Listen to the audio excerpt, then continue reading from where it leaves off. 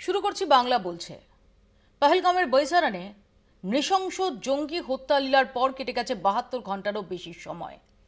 আমরা দেখেছি দুদিন আগেই কূটনৈতিক পঞ্চবানে পাকিস্তানকে বিদ্ধ করেছে ভারত। ইতিমধ্যেই পাক নাগরিকরা তাদের দেশে ফিরে যাওয়া যাতে সুনিশ্চিত করা হয়, কেউ যাতে এই দেশে থাকতে না পারে সেই ব্যাপারে উদ্যোগী হয়েছে সরকার। আর এরই পাশাপাশি আমরা দেখতে পাচ্ছি যে চর্চা চলছে প্রত্যাঘাত। প্রধানমন্ত্রী নরেন্দ্র মোদী যে প্রত্যাঘাতের কথা বলেছেন, কি প্রত্যাঘাত অপেক্ষা করছে? আরও একটা সার্জিক্যাল স্ট্রাইক বা বালাকোট এয়ার স্ট্রাইকের মতো প্রত্যাঘাতের অপেক্ষা কি রয়েছে? এই চর্চা চলছে।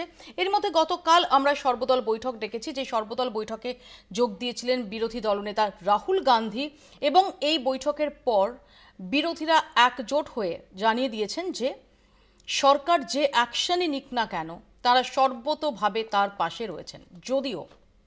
যদিও প্রথম থেকে যে প্রশ্ন উঠে আসছিল যে নিরাপত্তার ফাঁকফোকর এবং ইন্টেলিজেন্স ফেলিয়ার, গোয়েন্দা ব্যর্থতার দিকটা, সেই প্রসঙ্গ মেনে নিয়েছে কেন্দ্র বৈঠকের পর, এমনটাই জানা গেছে সূত্রে। প্রধানমন্ত্রী নরেন্দ্র মোদী কালকের বৈঠকে ছিলেন না জানিয়ে একাধিক বিরোধী দল তারা প্রশ্ন তুলেছেন, কারণ সেই সময় তিনি বিহারে ছিলেন একটি প্রশাসনিক অনুষ্ঠানে, পূর্ব নির্ধারিত প্রশাসনিক অনুষ্ঠানে। বিরোধীরা প্রশ্ন তুলছেন যে এর আগে যখন নরেন্দ্র মোদী এই ঘটনার পর কানপুর সফর বাতিল করেন বিহারে, আমরা জানি এবছরের শেষের দিকে বিহারে ভোট, সেই বিহারের অনুষ্ঠান সেটা প্রায়োরিটি না হয়ে কি সর্বদল বৈঠকটাই প্রায়োরিটি হতে পারত না? এর পাশাপাশি কেন্দ্রীয় স্বরাষ্ট্রমন্ত্রীর বিবৃতির দাবিও উঠছে বিরোধীদের একাংশের তরফ থেকে। এসব নিয়ে আমরা আলোচনা করব, তবে শুরুতে চোখ রাখবো প্রতিবেদনে। પછી કોઈ દિવસ કોઈ વોટ જ નહીં કરતા, જો આપણી ગવર્મેન્ટને પોતાની સુવિધા રાખવી છે। તમારા પાછળ કેટલા વીઆઈપી હોય છે, કેટલી ગાડીઓ હોય છે, તમારો જીવ છે, આ ટેક્સ પે કરે છે એનો જીવ નથી। કોઈ નહીં આયા બાપે 1.5 ઘંટા પોસિંદા તો તબ તક કોઈ नहीं आया वहां पे। अगर कोई आदमी होती तो फिर वो बच सकता था, कोई नहीं आया वहां पे। শোকস্তব্ধ দেশ, সুরক্ষা নিয়ে প্রশ্নের পাহাড়। যাদের পরিজন নিহত তাদের প্রশ্ন দেশবাসীর প্রশ্ন, কিন্তু সেই প্রশ্ন উপর মহলে পৌঁছতেই পারছে না। তাই নিহতদের বাড়ি নেতা মন্ত্রীরা গেলে তাদেরকেই মুখোমুখি হতে হচ্ছে এই প্রশ্নের। সেনা কেন ছিল না? পুলিশ কেন ছিল না? চিকিৎসা ব্যবস্থা কেন ছিল না? সুরক্ষা ছিল না, তাহলে উপরে উঠতে দেওয়া হলো কেন? স্বপ্নের পেহেলগাঁও, পিছনে নৈসর্গিক দৃশ্য আর সামনে পড়ে রক্তাক্ত দেহ। জঙ্গিদের গুলিতে ঝাঁঝরা পর্যটকরা, তবে তখনও কারো কারো প্রাণ বেঁচেছিল, কিন্তু 1.5 ঘন্টা কোনো সাহায্য পাওয়া যায়নি। তাই অতিরিক্ত রক্তক্ষরণে অনেকের মৃত্যু। সেনা, পুলিশ, চিকিৎসা কিছুই যখন ছিল না, তখন কেন বৈশরণ উপত্যকায় এত পর্যটকদের যেতে দেওয়া হলো? এই প্রশ্নেরই উত্তর চাইছেন স্বজনহারারা। 22 এপ্রিল দুপুরে হামলা, রাতেই সেখানে পৌঁছে যান স্বরাষ্ট্রমন্ত্রী। তারপর মুখে কোনো বিবৃতি আর আসেনি। নিরাপত্তায় এত বড় খামতি, কোনো ব্যাখ্যাই কি দেওয়ার নেই স্বরাষ্ট্র মন্ত্রকের?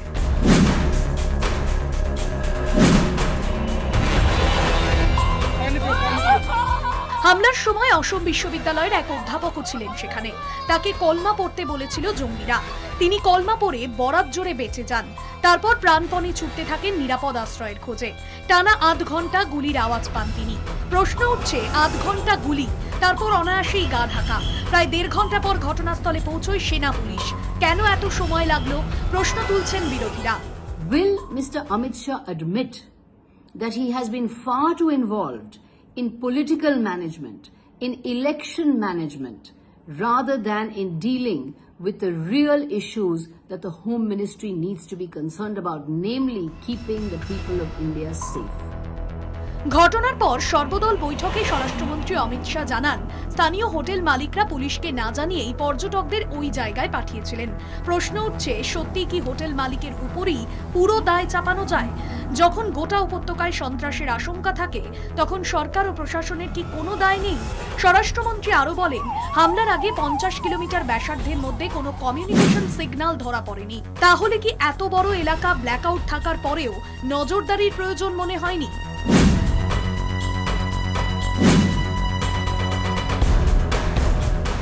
পর্যটকদের রক্তে ভিজেছে ভূস্বর্গ, কোথায় ছিল নিরাপত্তা? নারকীয় এই ঘটনায় বদলা নিক ভারত, চাইছে দেশ। মোদী সরকারের পাশে রয়েছে বিরোধীরাও, কিন্তু তারপরও কেন চুপ কেন্দ্রের সরকার? শুধু আশ্বাস, ভরসা ছাড়া আর কিছুই কি বলার নেই? সুরাটের শীতল হোক বা হরিয়ানার সৃষ্টি, প্রশ্নের উত্তর চায় প্রত্যেকেই। আতঙ্কবাদ শেষ। মোদী সরকারের এই প্রচারেই ভরসা পেয়ে কাশ্মীরে ফুলে ফেপে উঠেছিল পর্যটন শিল্প, যার পরিণতি আর্তনাদ বিশাল। আসলে কি সরকার ভাবছে পাকিস্তানকে যোগ্য জবাব দিলেই ঘা সেরে যাবে দেশবাসী? আড়াল হবে সুরক্ষায় গাফিলতির প্রশ্ন? কলকাতা টিভি।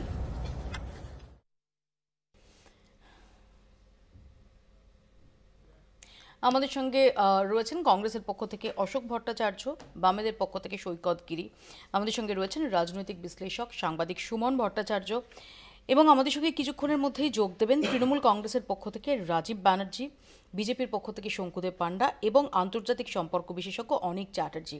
আমি প্রথমে সুমনদার কাছেই আসি, কারণ সুমনদা 1999 সালে যে কার্গিল যুদ্ধ কাভার করার অভিজ্ঞতা আপনার রয়েছে, যে টেরেন, কাশ্মীরের যে টেরেন, এবং যেভাবে আমরা দেখেছি যে কাশ্মীর দশকের পর দশক ধরে অশান্ত হয়ে রয়েছে, এরকমটা ভাবার কোনো কারণ নেই যে সেখানে বিন্দুমাত্র আত্মসন্তুষ্টির সম্ভাবনা বা অবকাশ রয়েছে। সেখানে দাঁড়িয়ে যে ইন্টেলিজেন্স ফেলিয়ারের পার্টটা এবং নিরাপত্তায় গাফিলতির পার্টটা উঠে আসছে, এটাকে কি অস্বীকার করা যায়? এই যে জায়গায় এই বৈসারান মিডো যেটা, সেটা নন মোটরেবল, সেখানে গাড়িতে করে যাওয়া যায় না, হয় ছোট ঘোড়ায় করে যেতে হয়, না হলে হেঁটে যেতে হয়, এরকম একটা জায়গায় সেখানে কোনো নিরাপত্তা ব্যবস্থা থাকলো না। এবং তারা যে সীমান্ত পেরিয়ে এসে এরকম একটা সন্ত্রাসের পরিকল্পনা করলো, সেটাকে এতক্ষণ ধরে, দীর্ঘক্ষণ ধরে সেটাকে এক্সিকিউট করলো এবং তারা ফিরে গেল। এই দীর্ঘ সময় অর্থাৎ রেসপন্সটাও, রিয়াকশনটাও, সেটা নিয়েও তো প্রশ্নের অবকাশ থাকবে। আমরা দেখেছি যে সর্বদল বৈঠকে, যেটা আমাদের গণতান্ত্রিক পরিসরে, যেটা নিঃসন্দেহে আমাদের সবচেয়ে বড় স্ট্রেংথ, যে সমস্ত বিরোধী দল এক্ষেত্রে এককাট্টা হয়ে সরকারের পাশে থাকার বার্তা দিয়েছে যে কোনো অ্যাকশনের ক্ষেত্রে।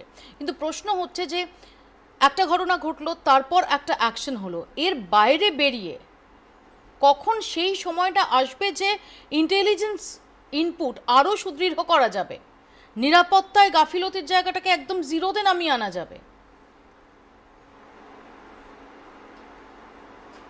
দেখুন মৌপিয়া, আমি আগে দুটো জিনিস বলি। এক হচ্ছে যে ঘটনাটা ঘটেছে সেটা জঘন্য, এবং দ্বিতীয়ত হচ্ছে আমরা ধরে নেওয়া ভালো যে এই ঘটনার পেছনে পাকিস্তানের হাত আছে। তাহলে আমরা যদি তৃতীয় বিষয়টায় ঢুকি যে এই ঘটনার দায় কার, দেখুন মোটামুটি সর্বদল বৈঠকে সরকার মেনে নিয়েছে যে ইন্টেলিজেন্স ফেলিওর ছিল। এবার আপনি যদি কাশ্মীর সম্পর্কে যারা জানেন তারা জানেন, কাশ্মীরে ভারতবর্ষের সেনাবাহিনীর দুটো মানে হেডকোয়ার্টার আছে। একটা হচ্ছে 15 কোরের হেডকোয়ার্টার হচ্ছে কাশ্মীরে বাদামবাগ ক্যান্টনমেন্টে, আর একটা হচ্ছে 16 কোরের হেডকোয়ার্টার হচ্ছে লাদাখে। তো 15 কোর বেসিক্যালি একটা পুরো মানে কোর, কিন্তু সেনাবাহিনীর একটা পুরো কোর কাশ্মীরকে দেখে। কাশ্মীরের জন্য 3টা সিকিউরিটি রয়েছে। একটা কাশ্মীর পুলিশ, যেটাও কিন্তু ওমর আবদুল্লাহর আন্ডারে নয়, যেটাও কেন্দ্রীয় স্বরাষ্ট্রমন্ত্রীর আন্ডারে। তার উপরে রয়েছে আধা সামরিক বাহিনী, অর্থাৎ জায়গায় জায়গায় সিআরপিএফ বা অন্য বাহিনী, এবং তার উপরে সেনাবাহিনীর একটা কোর। এইরকম পরিস্থিতিতে কি করে পেহেলগাঁওতে জঙ্গিরা ঢুকলো, গুলি চালিয়ে বেরিয়ে গেল, এটা সত্যি আমার কাছে বিস্ময়। আমি যতটুকু পেহেলগাঁওকে চিনি এবং যতটুকু কাশ্মীরকে চিনি, কাশ্মীরে প্রতি 100 মিটার অন্তর অন্তর সেনা দাঁড়িয়ে থাকার কথা। Point number 1। পয়েন্ট নাম্বার 2, এখন আমরা সবাই বলছি যে মানে সরকারের তরফে বলা হচ্ছে যে পাক সেনাপ্রধান আসিফ মুনির কিছুদিন আগেই বক্তৃতায় কাশ্মীরকে যে পাকিস্তানের অবিচ্ছেদ্য অঙ্গ বলেছিলেন, তো সেটাই হয়তো এই আক্রমণের মূল, হ্যাঁ, তো সেটাই এই আক্রমণের মূল কারণ। তো আমরা এটা জানতাম না। আসিফ মুনির পাকিস্তানের সেনাপ্রধান নিজের দেশে যথেষ্ট কোণঠাসা, কারণ ইমরান খানের সঙ্গে তার লড়াই চলছে, মানে এস্টাবলিশমেন্ট ভার্সেস তেহরিক ইনসাফের লড়াই। পাকিস্তানের সরকার নড়বড়ে, পাকিস্তানের অর্থনীতি নড়বড়ে, এবং পাকিস্তানের সঙ্গে তার এতদিনের তৈরি করা আফগানিস্তানের তালিবানদের লড়াই চলছে। পাকিস্তানের জন্য একমাত্র ভরসা আমাদের পূর্বের প্রতিবেশী বাংলাদেশ, যেখানে তারা একটা জামাতপন্থী সরকার পেয়েছে। তার বাইরে পাকিস্তানের কিছু নেই। ফলে পাকিস্তানের কাছে তো এটা উদ্বেগের বিষয় ছিলই যে কাশ্মীর যদি স্বাভাবিক অবস্থায় ফেরে, কাশ্মীরের যুব সমাজ যদি ট্যুরিজম থেকে রোজগার করতে শুরু করে, তাহলে তারা আর এখান থেকে জঙ্গি তৈরি করতে পারবে না, ইট ছড়ার জন্য লোক থাকবে না। ফলে এটা আসিফ মুনিরের ওই বার্তার পরেও কাশ্মীরের মতো, এগেন আই রিপিট, যেটা পৃথিবীর অন্যতম মিলিটারাইজড জোন, আমরা মিলিটারির পরিভাষায় যাকে বলি মিলিটারাইজড জোন, যেখানে প্রতি 100 মিটারে একজন দাঁড়িয়ে আছে, সেখানে পেহেলগাঁওয়ের ওরকম একটা রিসর্ট, যে রিসর্টটা হাই প্রোফাইল, যথেষ্ট টাকা দিয়ে ঢুকতে হয়, সেই রিসর্টে এত লোক ঢুকছে, সেটা ইন্টেলিজেন্স, সেনাবাহিনী, জম্মু কাশ্মীর প্রশাসনের যারা কেন্দ্রের তরফে নজর রাখেন, তারা কেউ দেখবেন না। আমি আসবো সুমনদা, ইতিমধ্যে শঙ্কুদেব পান্ডা আমাদের সঙ্গে এসে যোগ দিয়েছেন, আমি এখানেই শঙ্কুর কাছে আসবো। শঙ্কু, গতকাল সর্বদল বৈঠকেও এই প্রসঙ্গ উত্থাপন হয়েছে এবং সরকারের পক্ষ থেকে সেটা কার্যত মেনে নেওয়া হয়েছে যে নিরাপত্তার গাফিলতি বা ইন্টেলিজেন্স ইনপুট তার ক্ষেত্রে খামতি সেটা ছিল। প্রশ্ন হচ্ছে যে যদি আমরা ধরেও নিই যে সার্জিক্যাল স্ট্রাইক বা বালাকোট এয়ার স্ট্রাইকের মতো কোনো কঠোর প্রত্যাঘাত আমাদের তরফ থেকে দেওয়া হচ্ছে, ইতিমধ্যে কূটনৈতিকভাবে যথেষ্ট কড়া স্টেটমেন্ট দেওয়া হয়েছে, বিশেষ করে এই সিন্ধু জলচুক্তি ইন অ্যাবেয়ান্স পাঠানোর পর, এই সিদ্ধান্ত ঘোষণা করার পর ডেফিনেটলি পাকিস্তানের ওপর যথেষ্ট ইম্প্যাক্ট হয়েছে। তারা এই মুহূর্তে দাঁড়িয়ে তারা এটা থেকে বেরোনোর পথ খুঁজছে। কিন্তু প্রশ্ন হচ্ছে, একটা সার্জিক্যাল স্ট্রাইক বা বালাকোট এয়ার স্ট্রাইক দিয়েও তো এই জঙ্গি হানা আটকানো গেল না। না, এখন বিষয় হচ্ছে যে একটা জঙ্গি হানা যখন হয় তখন তার একাধিক কারণ থাকে। এটা তো একটা কন্টিনিউয়াস প্রসেস, কারণ এটা শুধুমাত্র ভারতবর্ষের ওপর ডিপেন্ড করে না, কারণ পাকিস্তান ক্রমাগত মদত দিয়ে চলেছে, পাশে বাংলাদেশ রয়েছে এবং অন্যান্য একাধিক, এই যেমন হামাসের নাম অলরেডি বলছিলেন সুমনদা, তাদেরও একাধিক এরিয়া অফ ইন্টারেস্ট রয়েছে। এবং আমি কিছু জায়গায় একমত যে যেহেতু 370 ধারা বিলোপের পর কাশ্মীরে স্বাভাবিক জনজীবন ফিরে আসছিল, বহু মানুষের ইন্টারফেয়ারেন্স হচ্ছিল, তারা যাচ্ছিলেন এবং একাধিক যে বেআইনি কাজকর্ম সেটা অনেক কমে গেছিল। সেই সমস্ত জিনিসকে বাধাপ্রাপ্ত করবার জন্যই এই গভীর ষড়যন্ত্র করে এই আক্রমণ। তো ফলে সেই কন্টিনিউয়াস প্রসেসের এই এফেক্টে একটা খুবই মর্মান্তিক ঘটনা ঘটেছে, কিন্তু তার জন্যই ভারতের একাধিক ব্যবস্থা রয়েছে এবং তাকে কাউন্টার করবার জন্য যা যা করার সেটা করতে হবে। কিন্তু সরকারও প্রকাশ্যে বলেছে যে এটা সত্যি একটা আরও আমাদের যে সমস্ত এজেন্সি ছিল তাদের আরও অ্যাক্টিভ হওয়া উচিত। এটা আমাদের কাছে ইনপুট আসেনি, এটা সিরিয়াসলি আমাদের কাছে অন্যতম ফেলিওর। কিন্তু আপনাকে মনে রাখতে হবে, দেখুন একটা সরকার তার সমস্ত রকম ব্যবস্থা নেয়, যেমন ধরুন মুম্বাই হামলা যখন হয়েছিল, এটা তো অনেকটা ইন্টেরিয়ার এরিয়া, মুম্বাইয়ের মতো জায়গা যেখানে কড়া নজরদারি, সেখানে ঢুকে এরা এই ধরনের অপারেশন চালিয়েছিলেন। ফলে মূল বিষয় যেটা মাননীয় প্রধানমন্ত্রী বলেছেন যে এদের শেষ করতে করতে এদের সোর্স পর্যন্ত পৌঁছতে। ডেফিনেটলি তুমি যেটা বলছো, অবশ্যই মুম্বাইয়ের ক্ষেত্রেও ইন্টেলিজেন্স ফেলিয়ারের প্রসঙ্গ সেটা গুরুত্বপূর্ণভাবে ছিল, কিন্তু তোমাকে কাশ্মীর আর মুম্বাই এই দুটোর পরিস্থিতিটা কিন্তু ভিন্ন। মুম্বাই সাধারণভাবে একটি শহর, একটা মেট্রো সিটি, বাণিজ্য নগরী,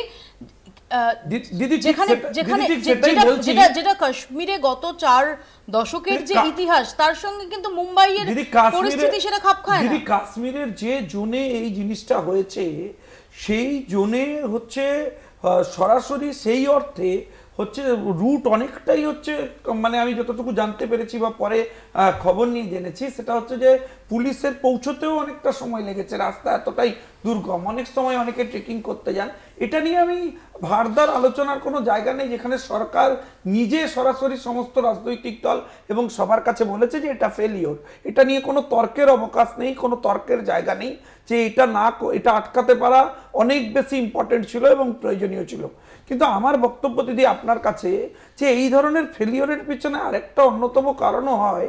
আমি এই সময় এই রাজনৈতিক বক্তব্য রাখতে চাই না, কিন্তু তাও আপনি দেখবেন যে আজকে যেমন কেন্দ্রীয় স্বরাষ্ট্রমন্ত্রী সমস্ত মুখ্যমন্ত্রীদের নিয়ে বৈঠকে বসেছেন, বলেছেন যারা পাকিস্তানি আছে তাদের আইডেন্টিফাই করুন। অনেক সময় হয় কি, অনেক রিজিওনাল গভর্নমেন্ট থাকেন যাদের একাধিক ইন্ডিভিজুয়াল এজেন্ডা এবং নীতি, অনেক সময় সেন্ট্রাল এজেন্সিকে অনেক ইনপুট দেওয়া থেকে তারা বিরত থাকেন বা ইনপুট দেন না বা পাওয়া যায় না তাদের ক্ষেত্রে সেই প্রয়োজনীয়তা।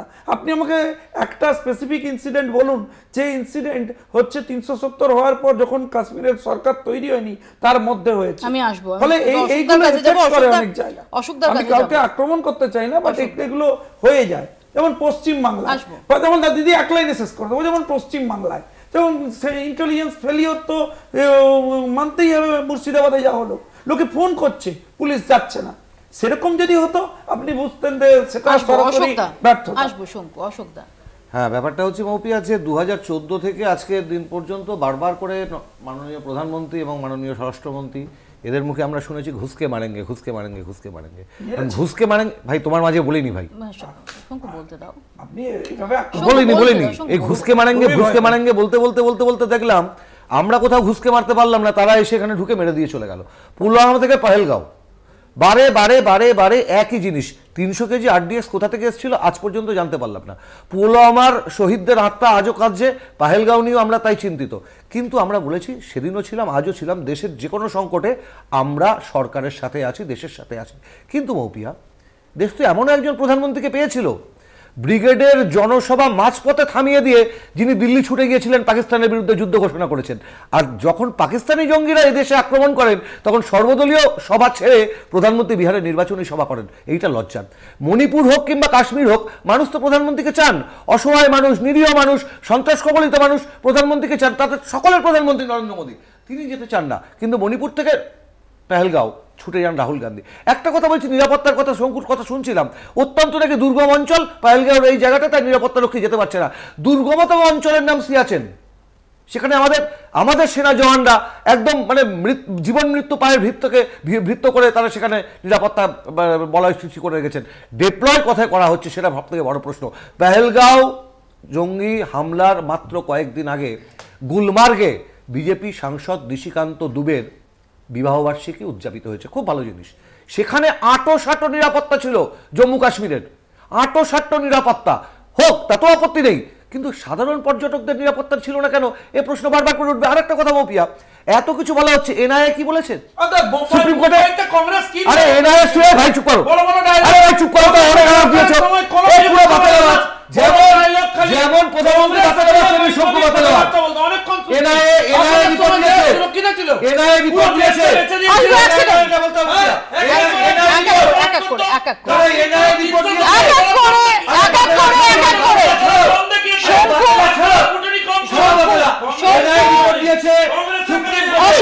অশোকদা শঙ্কু দুজনকে থামো। অশোকদা আমি থামতে বললে থামতে হবে।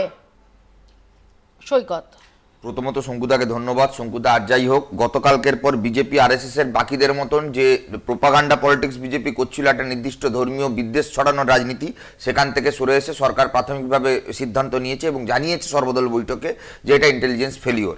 এই কঠিন সময় বিরোধী রাজনৈতিক দল, ভারতবর্ষে বিজেপি বিরুদ্ধে যতগুলো রাজনৈতিক দল রয়েছে, কেউ কোনো রকমভাবে রাজনীতি করতে চাননি। প্রত্যেকে এক কথাই বলেছেন যে আমরা সকলে সরকারের পাশে রয়েছি যে কোনো সিদ্ধান্তে। আর আমার দেশের প্রধানমন্ত্রী, তিনি বিহারে দাঁড়িয়ে হাসি খুশি ভাবে মঞ্চে নীতিশ কুমারকে বসিয়ে বিহারের ভোট প্রচার করছেন। গোটা দেশ জুড়ে দেশের মানুষ যখন শোকাহত, শোকে মুহ্যমান, তখন ভারতীয় জনতা পার্টি সর্বদলীয় বৈঠকে গুরুত্ব না দিয়ে প্রধানমন্ত্রী বিহারের কথা সামনে আসে। আজকে গত 72 ঘন্টা ধরে মুপিয়াদি গোটা দেশ জুড়ে এই পহেলগাঁও ঘটনার পর হরিয়ানা হোক, উত্তরপ্রদেশ হোক, কর্ণাটক হোক, মধ্যপ্রদেশ হোক, একের পর এক রাজ্যে বেছে বেছে মুসলিম সংখ্যালঘু মানুষদের টার্গেট করা হচ্ছে। ইউনিভার্সিটি ক্যাম্পাস হতে পারে, মুঠে মজদুর হতে পারে, শাল ব্যবসায়ী হতে পারে, ধরে কোথাও গণপিটুনি, কোথাও জোর করে তার মুখ দিয়ে জয় শ্রীরাম বলানো, কোথাও তাকে বাক্স কাটরা নিয়ে তার বাড়ি পাঠিয়ে দেওয়া। এই যে থ্রেট কালচার গোটা দেশ জুড়ে বিজেপি, আরএসএস, বজরং দল নামাচ্ছে, তাতে আমাদের সন্দেহ হচ্ছে আসলে সীমান্তের ওপারে থাকা লস্করি তৈবা যে এজেন্ডা ফুলফিল করছে, সেই এজেন্ডা কি এই সীমান্তের এপারে বসে বিজেপি, আরএসএস ফুলফিল করবার চেষ্টা করছে? আমি আসবো, আমি এক লাইন শুধু আমার সাথে কথা শঙ্কুদা বলেন, এক লাইন শঙ্কুদা আমার সাথে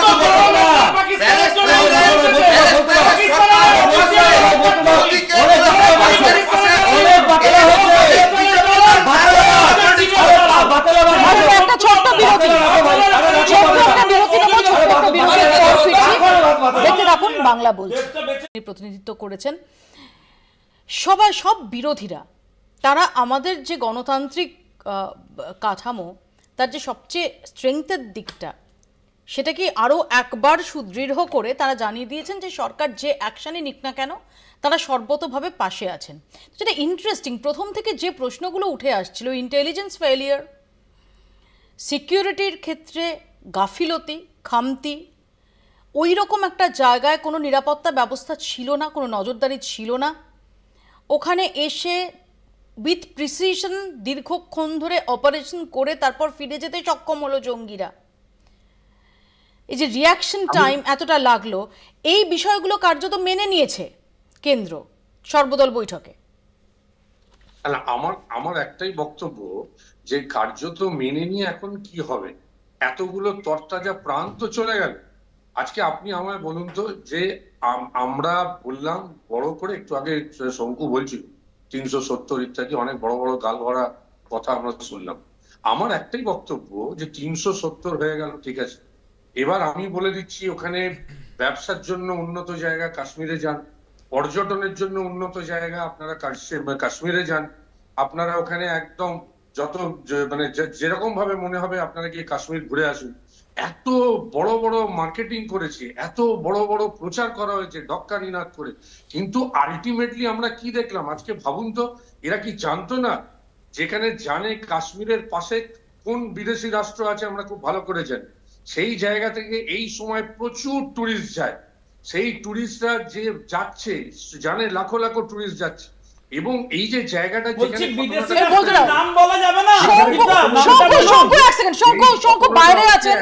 বাইরে আছেন বলতে দিতে হবে, ইন্টারাপ্ট করা যাবে না, আমি তারপরে ফিরবো। এক সেকেন্ড প্লিজ শঙ্কু, সমস্যা এরা নিজেরা না বলুন, কোনো ইন্টারাপশন হবে না প্লিজ শঙ্কু, কিছু বলার থাকলে আমি পরে বলতে দেব।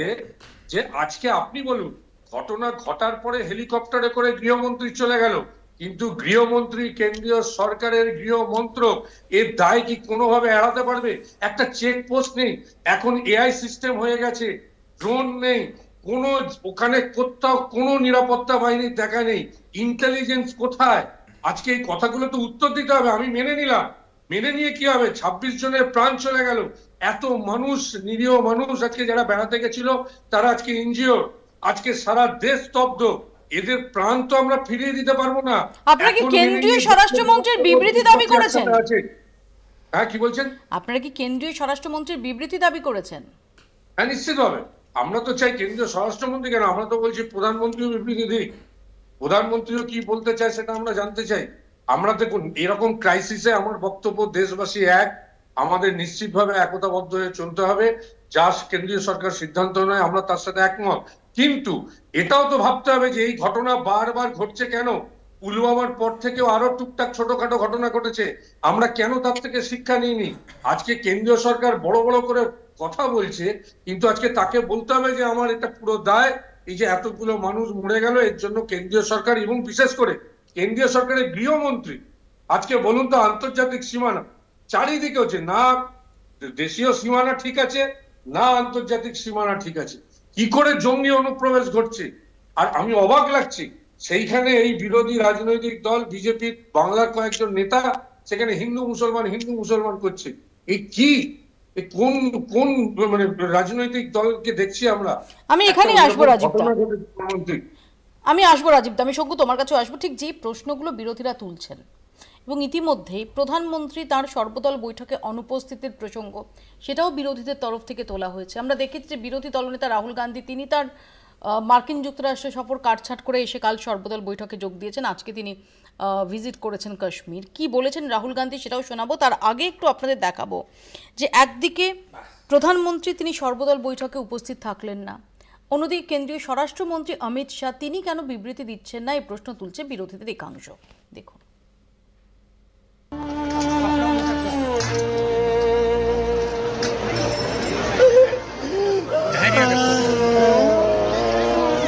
পাক জঙ্গি গোষ্ঠীর পেহেলগাঁও হামলায় ২৭ জনের মৃত্যুতে শোকের পাশাপাশি নিরাপত্তা ব্যবস্থার চরম ব্যর্থতায় দেশজুড়ে বিতর্ক শুরু হয়েছে।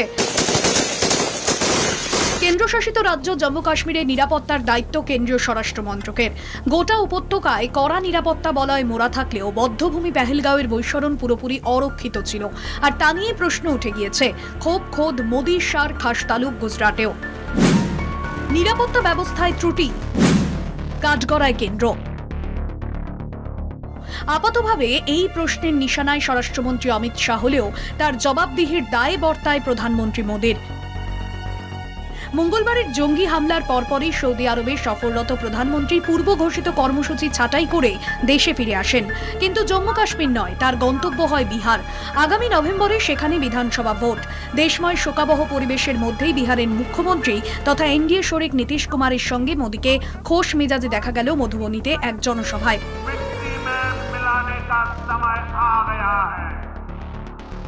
পাক মদতে সীমান্ত পার সন্ত্রাস নিয়ে করা মন্তব্য করলেও পেহেলগাঁও হত্যাকাণ্ডের নেপথ্যে থাকা নিরাপত্তার ত্রুটি নিয়ে দায় স্বীকার করলেন না মোদী। महत्वपूर्ण मीटिंग में खुद रहना जरूरी है, क्योंकि वो जो निर्णय लेते हैं वो फाइनल होता है। अच्छा होता कि प्रधानमंत्री जी ऑल पार्टी मीटिंग में आते, उनको ऐसा लगा होगा कि शायद बिहार की ये मीटिंग ज़्यादा ज़रूरी है। हो सकता है कि उनके मन में ये बात हो, लेकिन मुझे एज मेंबर ऑफ पार्लियामेंट अच्छा नहीं लगा। পেহেলগাঁওর ঘটনা ২০১৯ সালের পুলওয়ামা কাণ্ডে স্মৃতি উস্কে দিয়েছে। আত্মঘাতী জঙ্গি হামলায় ২৫ আধা সেনার নিহত হওয়ার ৭ বছর পরেও খুনিরা চিহ্নিত হয়নি, বরং সপ্তদশ লোকসভার প্রচার পর্বে হওয়া সেই হত্যাকাণ্ডের পর উগ্র হিন্দু জাতীয়তাবাদের পালে হাওয়া দিয়ে বিপুল সংখ্যাগরিষ্ঠতা নিয়ে ক্ষমতায় ফিরেছিলেন মোদী। স্বভাবতই পেহেলগাঁও হত্যাকাণ্ড নিয়েও মোদী প্রশাসনের সদিচ্ছা নিয়ে সংশয় দেখা গিয়েছে। বৃহস্পতিবার রাতে সংসদের সর্বদল বৈঠকে বিরোধীদের প্রশ্নের মুখে নিরাপত্তার গাফিলতি মেনে নিলেও সেখানেও নিজেকে আড়াল রাখলেন প্রধানমন্ত্রী, যোগ দিলেন না বৈঠকে। এই নৃশংস ঘটনা নিয়ে সংঘ পরিবার বিভাজনের রাজনীতিকে পুষ্ট করতে যে ব্যগ্রতা দেখাচ্ছে মোদীর ভূমিকা তাতেই ইন্ধন জুগিয়ে চলেছে বলেই রাজনৈতিক পর্যবেক্ষক মহলের ব্যাখ্যা। রাজধর্ম পালন নয়, সংঘের এজেন্ডা পূরণেই কি তার অগ্রাধিকার? কলকাতা টিভি। আমি শঙ্কুর কাছে আসবো। শঙ্কু, এটা ঠিকই যে মুহূর্তে এই ঘটনা ঘটেছে প্রধানমন্ত্রী নরেন্দ্র মোদী তার সৌদি আরব সফর সেরা কাটছাট করে তিনি এসে পৌঁছন, কানপুর সফর তার বাতিল হয়, কিন্তু প্রশ্ন উঠছে কালকে যখন এত ইম্পর্ট্যান্ট একটা সর্বদল বৈঠক যেখানে দাঁড়িয়ে গোটা দেশের সমস্ত রাজনৈতিক দল মানে সংসদীয় রাজনীতিতে যারা আছেন, সংসদে যাদের ৫-এর বেশি সংখ্যাধিক্য, তাদের প্রতিনিধিদের কাছে কেন্দ্রের অবস্থান ব্যাখ্যা করার ক্ষেত্রে প্রধানমন্ত্রীর থাকাটা, প্রধানমন্ত্রী যিনি হচ্ছেন সরকারের প্রধান, তার উপস্থিতি সেটা কি প্রয়োজন ছিল না? কালকে বিহারের অনুষ্ঠানটা সেটাকে অ্যাভয়েড করা যেত না? আচ্ছা, প্রথম কথা হচ্ছে যে কেন্দ্রের প্রতিরক্ষা দপ্তরের মন্ত্রী সিনিয়র লিডার রাজনাথজি এই মিটিং করেছিলেন। আমি শেষ করিনি। এক, দুই হচ্ছে কেন্দ্রীয় স্বরাষ্ট্রমন্ত্রী তিনি পুরো বিষয়টা দেখবার জন্য ঘটনাস্থল পর্যবেক্ষণ করেছেন এবং স্বরাষ্ট্র টপমোস্ট লেভেলে মিটিং করেছেন। প্রধানমন্ত্রীজি ভারতবর্ষের যে নর্মাল প্রসিডিওর, যে নর্মালসি আছে অন্যান্য জায়গায়, সেই জায়গা যেভাবে স্বাভাবিক রয়েছে সেটা রাখবার জন্য করেছেন। তার সাথে সাথে দেশ কিভাবে ব্যবস্থা নেবে একের পর এক ব্যবস্থা নেওয়ার দিকে এগিয়ে চলেছেন। এখন আমি মনে করি বিরোধীদের প্রত্যেকের যে বক্তব্য আছে সেই বক্তব্যের আগে তাদেরকে প্রপার সিচুয়েশন নিয়ে ব্রিফ করা হয়েছে। আজকে আমি রাজীবদার কাছে জানতে চাই যে আপনি আজকে প্রশ্ন তুলছেন এত বড় দেশের বিষয় নিয়ে, আপনারা তো এই রাজ্যে 13 বছর 15 বছর আছেন, আপনাদের পুলিশ থানা তো 1 কিলোমিটার দূরে ছিল, সেখানে হিন্দুদেরকে কোপানো হলো বাপ বেটাকে, তখন আপনারা কেন ব্যবস্থা নিতে পারেননি, কেন প্রোটেক্ট করতে পারেননি? বলেছিলেন বহিরাগতরা এসে করেছে, বলেছিলেন বিএসএফ এর লোকেরা রেসপন্সিবল, 200 জনকে আপনার পুলিশ গ্রেফতার করেছে।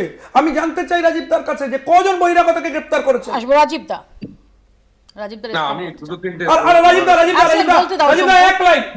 আপনার কাছে আমি একটা জিনিস, আপনি তো খুবই সিরিয়াস রাজনৈতিক ব্যক্তিত্ব, আপনার কাছে আমি জানতে চাই রাজীবদা, এতজন পর্যটক এখনো ওখানে ধরুন বাঙালি পর্যটকরা আটকে আছেন, আপনারা জয় বাংলা বলেন, আপনাদের মন কাঁদছে, আপনাদের সরকারের 44 জন মন্ত্রী, কাউকে পাঠানো গেল না, ব্যবস্থা নেওয়া গেল না? কেন্দ্র সরকার তো সাহায্য করছে, এবং দিল্লির রেসিডেন্ট কমিশনার পর্যন্ত যাননি, ইভেন আজ পর্যন্ত মুখ্যমন্ত্রী একবারও গেলেন না, বৈষ্ণব ঘাটায় যাননি, বেহালাতে যাননি, কেন? ওরা হিন্দু বলে, 30% ভোট আছে বলে। এক সেকেন্ড উত্তর নেই। শঙ্কু এত কথা একসাথে বললে মুশকিল। আমি এবার একটা কথা বলি। প্রথম যে কথাটা একটু আগে আমি বলছিলাম যে প্রধানমন্ত্রীর বক্তব্য আমরা জানতে চাই, কেন আপনি বলুন তো, একটা সর্বদলীয় বৈঠক, প্রধানমন্ত্রী তো সাধারণভাবে আমরা দেখেছি সাংবাদিক সম্মেলনও করেন না, এবং যে কোনো রকম প্রশ্নের সামনে উনি দাঁড়াতে খুব একটা সাবলীল নন। তো প্রধানমন্ত্রী আমার তো মনে হয় কিছুটা ইচ্ছাকৃত ভাবেই এই সর্বদলীয় বৈঠকটাকে উনি অ্যাভয়েড করেছেন, আমি বলতে পারি। কারণ ওনার কাছে জবাব নেই কিছু। কাদের রাখলেন না, যাদের আমি একটু আগে বললাম যে গৃহমন্ত্রক তার দায় এড়াতে পারে না, এবং গৃহমন্ত্রীও নিশ্চিতভাবে তার দায় এড়াতে পারেন না কেন্দ্রীয় সরকারের, তারা সর্বদলীয় মিটিং। এবার ন্যাচারালি সর্বদলীয় মিটিং করে কি ব্রিফ করেছেন সেটা একটু আগে আপনারা বললেন, আমরাও বললাম, দেশবাসী হিসাবে আমরা সবাই একমত, আমরা সরকারের সাথে রয়েছি। এবার কয়েকটা প্রশ্ন শঙ্কুদেব পান্ডা মানে তুললেন, ও একটু বাংলার প্রসঙ্গে চলে। আমি আপনাদের একটা কথা বলি যে আগের দিনও আমি আপনাদের বলেছি যে সীমানা রক্ষা করার দায়িত্ব কার। আমরা একটা স্পষ্ট ভাবে বলছি, এই যে বাংলায় পরিকল্পিতভাবে দাঙ্গা লাগানো হয়েছে, এই পরিকল্পিত দাঙ্গা লাগানোর পিছনে Sankudeb পান্ডার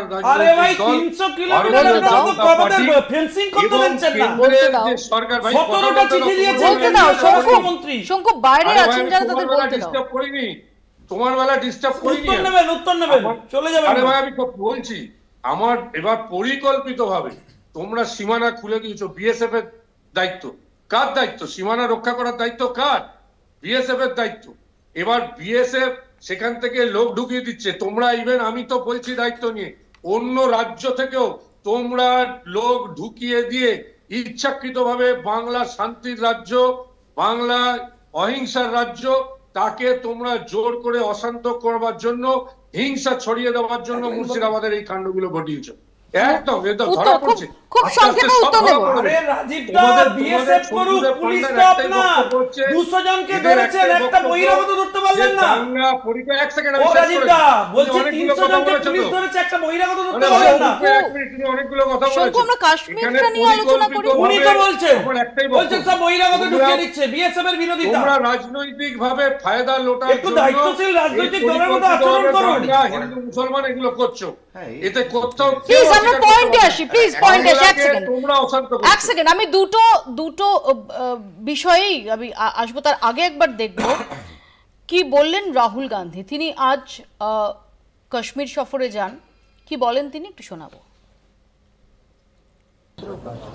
And the united opposition condemned this action and said that we are there to support whatever action the government wants to take.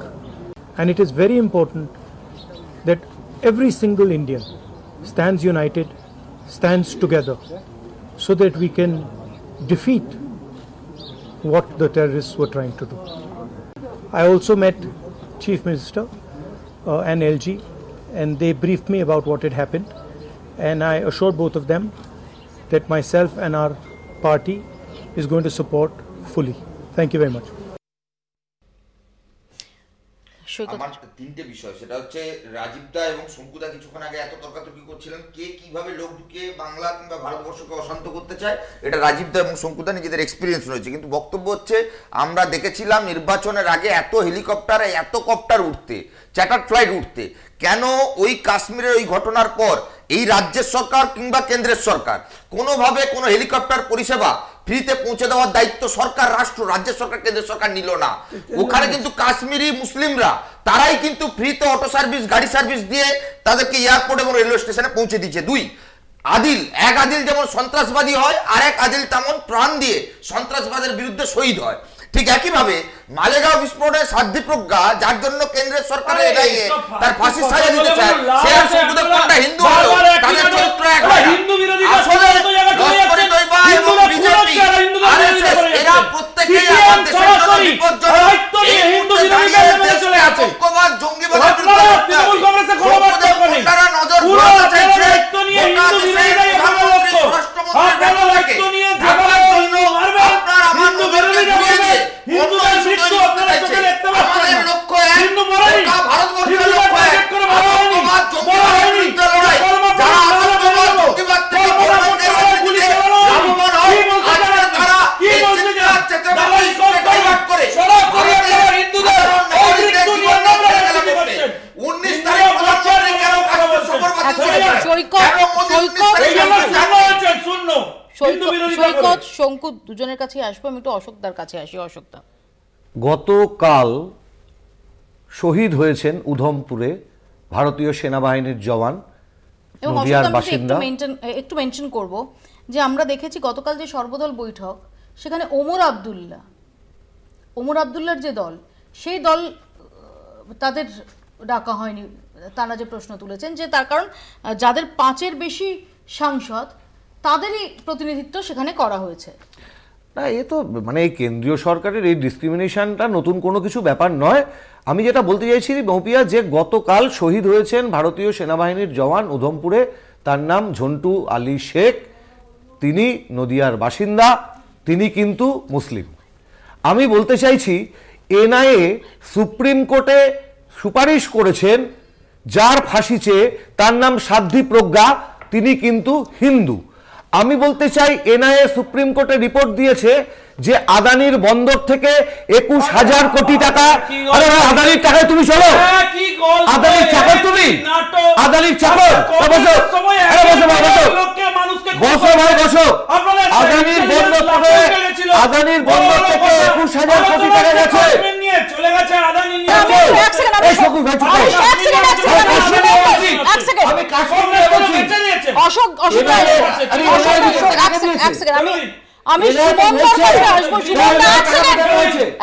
সুমনদা, এরকম একটা ঘটনা, সেটা তো শুধুমাত্র একটা জঙ্গি হানা, পহেলগাঁওয়ে একটা জঙ্গি হানা নয়, এটা তো গোটা দেশের একদম গভীরে আঘাতটা, গোটা দেশকে একটা ধাক্কা দেওয়া। সেখানে দাঁড়িয়ে এই যে কনফিডেন্স বিল্ডিং, সেটা খুব গুরুত্বপূর্ণ। সেই অবস্থায় গতকাল যখন সর্বদল বৈঠক হচ্ছে, সেই বৈঠকে প্রধানমন্ত্রীর উপস্থিতি কতটা কাঙ্ক্ষিত ছিল, নাম্বার 1। নাম্বার 2, কেন্দ্রীয় স্বরাষ্ট্রমন্ত্রীর বিবৃতি যে বিরোধীদের কেউ করছেন, সেটা সম্পর্কে আপনার কি মনে হয়? দেখুন মৌপি, আমি দুটো জিনিস বলতে চাই। ফার্স্ট হচ্ছে অশোক ভট্টাচার্য যেটা বলছিলেন, ওটাকে আমি শেষ করি। সেটা হচ্ছে যে এনআইএ সুপ্রিম কোর্টে জানিয়েছে এই যে লস্করে তৈবা, যারা এই পহেলগাঁও আক্রমণের পেছনে রয়েছে, তাদের টাকা গেছে হচ্ছে ওই 21,000 কোটি টাকা, যেটা আদানি নিয়ন্ত্রিত মুন্দ্রা পোর্টে নেমেছিল। তাহলে হিন্দুদের জন্য কি বিজেপি, হিন্দুদের মারতে কি বিজেপি ঘনিষ্ঠ আদানির পোর্টে নামা মাদক ব্যবসার টাকা ব্যবহৃত হয়েছিল? এনআইএ সেটা বলছে। নাম্বার 2 পয়েন্ট, কংগ্রেস অসম্ভব ঔদার্য দেখিয়েছে। আপনি যদি মুম্বাই হামলার পরে নরেন্দ্র মোদী তৎকালীন গুজরাটের মুখ্যমন্ত্রীর বিবৃতি দেখেন, তিনি মনমোহন সিং এর পদত্যাগ চেয়েছিলেন, তিনি স্বরাষ্ট্রমন্ত্রীকে সরিয়ে দেওয়ার দাবি তুলেছিলেন এবং কংগ্রেস তার স্বরাষ্ট্রমন্ত্রী শিবরাজ পাতিলকে সরিয়েও দিয়েছিল।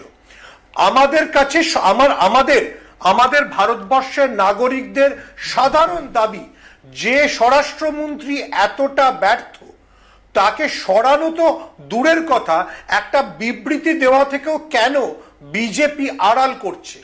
কেন নরেন্দ্র মোদী সর্বদল বৈঠকে থাকলেন না এটা জেনে যে আদানির পোর্ট থেকে টাকা গিয়েই লস্করে তৈবার ভান্ডার পুষ্ট হয়েছে, যে লস্করে তৈবা এই ২৬ জন নিরীহ, এগেন আই রিপিট, ভারতীয় হিন্দু নাগরিককে হত্যা করেছে?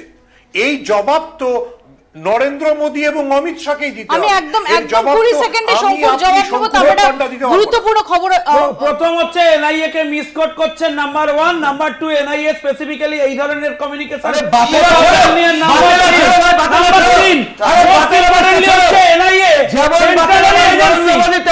তদন্ত করে বার করে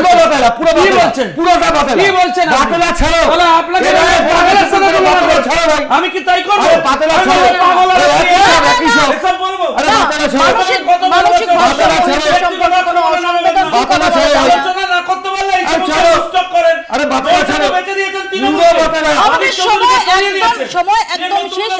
আমি একদম শেষে যে তথ্য পাচ্ছি একটু আপনাদের জানিয়ে রাখবো যে ইতিমধ্যেই কেন্দ্রীয় স্বরাষ্ট্র সচিব তিনি ভিডিও কনফারেন্স করেছেন সমস্ত রাজ্যের মুখ্যমন্ত্রীদের সঙ্গে, এমনটাই আমরা জানতে পারছি।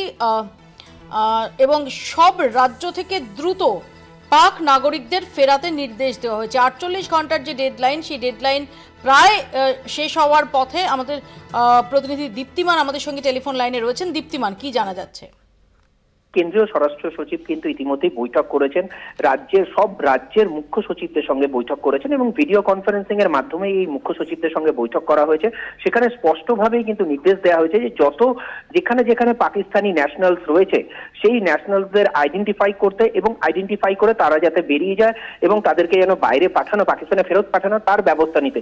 পাশাপাশি পশ্চিমবাংলা রাজ্যের জন্য বলা হয়েছে যে রাজ্যের যে সীমান্তবর্তী এলাকা রয়েছে এবং যেখানে রয়েছে সেই জায়গাগুলোতে যেন নজরদারি ঠিকভাবে রাখা হয় এবং বাড়ানো হয় এবং ওই এলাকাগুলোতেও যেন ভালোভাবে স্পেসিফিক্যালি যেন দেখা হয় যে সেখানে পাকিস্তানি নাগরিক কেউ আছে কিনা এবং যারা থাকবে তাদেরকে আইডেন্টিফাই করে ইমিডিয়েট যেন তাদেরকে বাইরে পাঠানো হয়। অর্থাৎ সব রাজ্যের মুখ্য সচিব, স্বরাষ্ট্র সচিবদের সঙ্গে, মুখ্য সচিবের সঙ্গে কথা বলেই কিন্তু এই সিদ্ধান্ত নেওয়া হয়েছে এবং ইতিমধ্যেই রাজ্যের ডিজির সঙ্গে বৈঠক করেছেন চিফ সেক্রেটারি এবং তিনি কথা বলেছেন এবং সব জায়গায় যাতে এসপিদেরকে এই নির্দেশ দেওয়া হয় সেই বিষয়ে ইতিমধ্যেই কাজ শুরু করা হয়েছে। দীপ্তিমান, ধন্যবাদ। আমাদের সময় একদম শেষ। বাংলা বলছে এখানেই শেষ করছি। আমাদের নজর থাকবে যে এরপর কি পদক্ষেপ নেওয়া হয় কেন্দ্রের তরফ থেকে। কেন্দ্রীয় স্বরাষ্ট্রমন্ত্রী তিনি এই সম্পর্কে বিবৃতি দেন কিনা বিরোধীদের দাবি মেনে। আপাতত সবাইকে অনেক ধন্যবাদ। শেষ করছি বাংলা বলছে। দেখতে থাকুন কলকাতা টিভি।